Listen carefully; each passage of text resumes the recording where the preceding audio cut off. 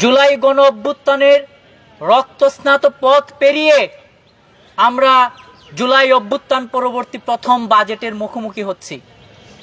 বন্ধুগণ, আমাদের প্রত্যাশা ছিল জুলাই অভ্যুত্থান যে ফ্যাসিস্ট হাসিনার পতন ঘটিয়েছে তার পরবর্তীতে বাংলাদেশের শিক্ষা ব্যবস্থা সেই ফ্যাসিস্টদের মতো পরিচালিত হবে না।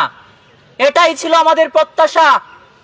আজকে যখন বাজেট হচ্ছে, আগামী মাসে বাজেট ঘোষণা দেয়া হবে, সেই বাজেট ঘোষণার আগে তার যে প্রস্তাবিত নানা প্রস্তাবনা আসছে, আমরা দেখলাম এই প্রস্তাবনায় পুনরায় শিক্ষা খাতে বাজেট কমানোর প্রস্তাব করা হয়েছে।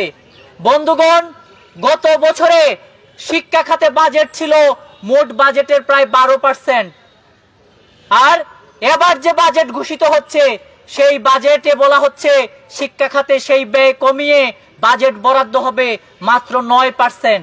সংগ্রামী বন্ধুগণ, আমরা বলতে চাই, এই যে হাজার হাজার শহীদ যারা রক্ত দিলেন তারা এই জন্য দেননি যে শিক্ষা খাতে বাজেট কমবে। বন্ধুগণ, আমরা বলতে চাই, শিক্ষা খাতে এমনিতেই বাংলাদেশের বরাদ্দ গোটা বিশ্বের সবচেয়ে কম বরাদ্দের যে দেশগুলোর একটি। দক্ষিণ এশিয়ায় সর্বনিম্ন বরাদ্দ বাংলাদেশের শিক্ষা খাতে।